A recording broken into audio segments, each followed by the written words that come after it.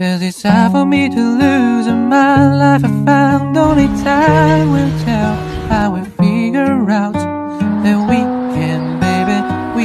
Ini saya akan memberikan sosialisasi pelatihan. Saya bukan Ibu. Assalamualaikum warahmatullahi wabarakatuh. Perkenalkan, nama saya Aisyah dari Prodi Pendidikan Ekonomi, Fakultas Ekonomi dan Bisnis Universitas Yogyakarta.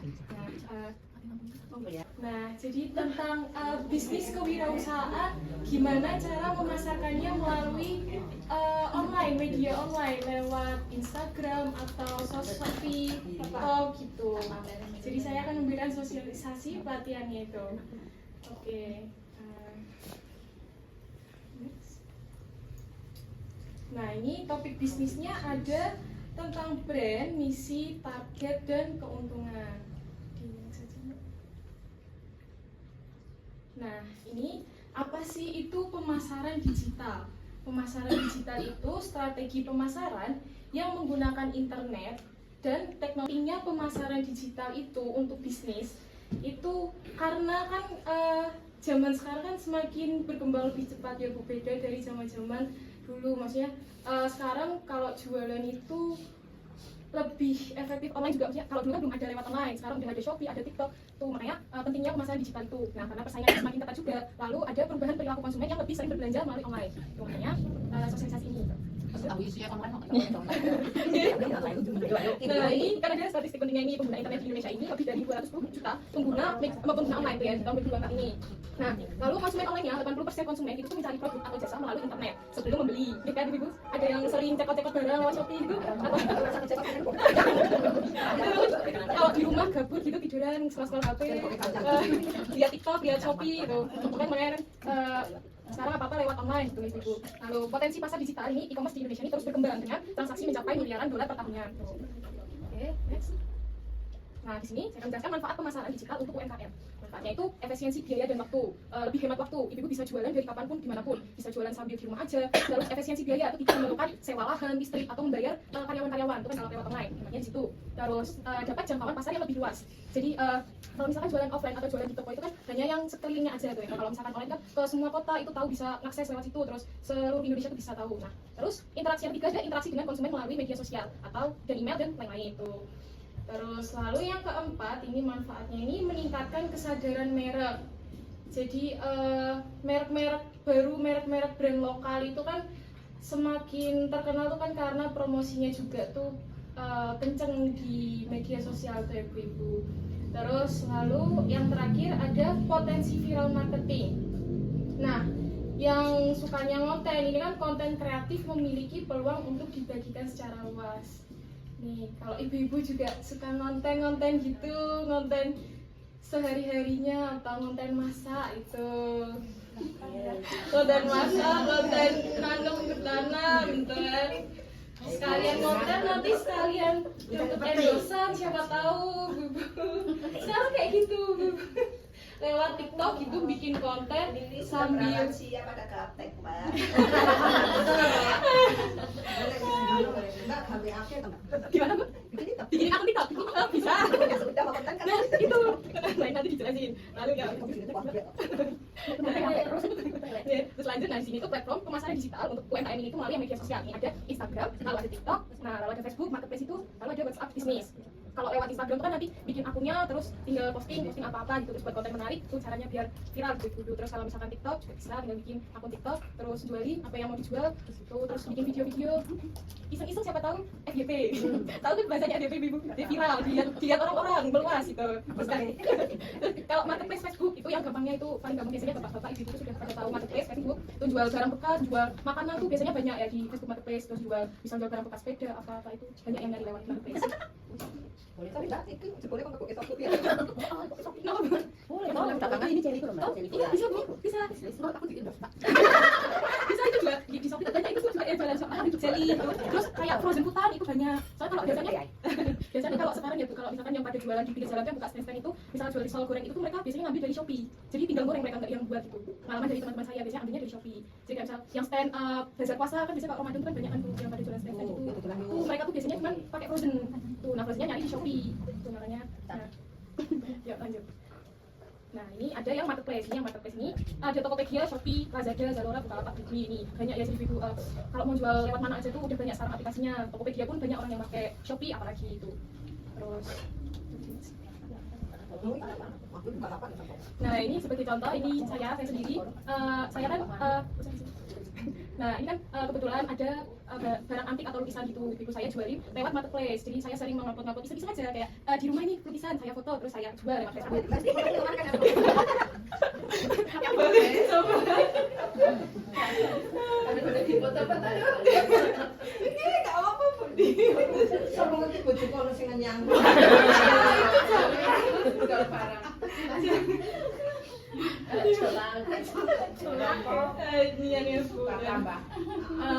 Saya cuma iseng-iseng aja, oh ternyata ada yang respon, ada yang nanyain. Nah dari situ saya sering ngepost foto-foto lukisan gitu atau lampu tuh banyak yang nanyain.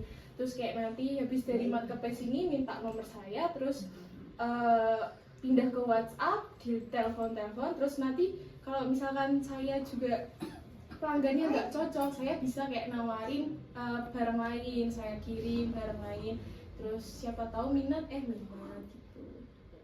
Nah ini sebagai contoh, karena marketplace yang beli gini tuh biasanya nanyain tuh juga dari jauh-jauh gitu, ada yang dari Malaysia juga pernah tuh. Ternyata banyak sekali yang menggunakan marketplace yang mencari-cari barang ini. Oke, next. Nah ini yang dilakukan agar UMKM ini berjalan dengan sukses ini itu konsisten mengunggah konten menarik. Ini kalau misalnya berjualan lewat Shopee dan TikTok tuh, jadi konsisten, kunci utamanya itu konsisten ngupload terus. Kayak Facebook Marketplace pun kalau misalkan konsisten ngupload itu tuh bakal dijangkau sama pengguna lain gitu. Kalau cuma satu ya kadang nggak kelihatan gitu kan ibu kalau di marketplace. Cuman kalau misalkan konsisten kita upload terus walaupun nggak gambling nggak apa-apa, konsisten aja upload terus barang-barang gitu, iseng-iseng siapa tahu kan nyantol gitu. Nah kayak buat IG, Instagram ini kan dia jualan, contohnya dia jualan ubi dia kreasikan. Ubinya tuh dibakar terus dikasih gula tuh namanya ubi brule kalau zaman sekarang manggilnya itu. Padahal kan ininya bahannya simple ya ibu, ubi kasih gula terus dibakar. Ini aja. Kalau dicari mahasiswa banyak ini karena telo gitu banyak yang pada dia gitu makanya ubi terus kan enak dikreasikan pakai gula pakai keju. Itu dia jualannya lewat IG juga walaupun dia buka stand gitu, misal stand di pinggir jalan dia tetap di IG. Siapa tahu kan orang-orang lihat ini di jalan ini ya cari gitu. Biasanya gitu ibu-ibu. Itu selalu rajin memberikan diskon. Tapi enggak kalau misalkan belum ini cuma diskon loh. Diskonnya kecil-kecil aja. Dari 10.000 turun ke 9,5. Oh, Mas sudah bayar masakin. Untuk menarik pelanggan gitu. Kelihatannya diskon padahal turun harganya cuma 500 terus lalu berinteraksi dengan pelanggan ini kunci penting juga ya. Jadi berinteraksi dengan pelanggan ini kan menarik pelanggan untuk datang kembali gitu, untuk ya cocok lah pelanggannya baik, terus misal memberikan saran kurang ini pelanggannya menerima juga dengan baik, komunikasi lah gitu tuh. Terus ini kalau misal contoh kontennya yang kanan ini ibu-ibu kayak bikin konten di posting di IG, Instagram gitu, post mahasiswa akhir sibuk skripsian salah sibuk jualan gitu.